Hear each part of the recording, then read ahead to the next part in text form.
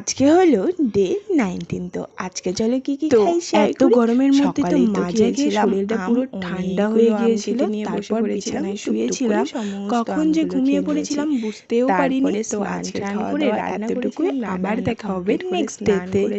স্নান করে দুপুরের খাবার খাওয়ার জন্য বসে পড়েছি।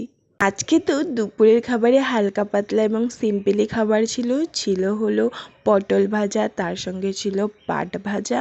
পাট ভাজা বলতে এখানে কুমড়ো যে থাকে না, চাল কুমড়ো, তো সেই ছোট ছোট চাল কুমড়োগুলোকেই ভাজা করা হয়েছে। আর তার সঙ্গে ছিল ঝিঙে আলু দিয়ে মাছ দিয়ে ঝোল। তো এগুলো দিয়েই তো দুপুরের খাবারটা খেয়ে নিলাম।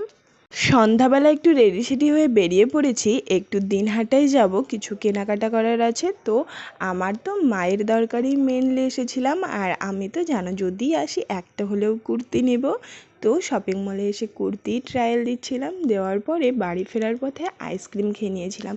তো এই আইসক্রিমটা আমি প্রথমবার ট্রাই করলাম, বাট আমার ভালো লাগেনি। আর বাড়ির জন্য নিয়ে এসেছিলাম মাজা, তো বাড়ি এসে এক গ্লাস মাজা খেয়ে নিয়েছিলাম।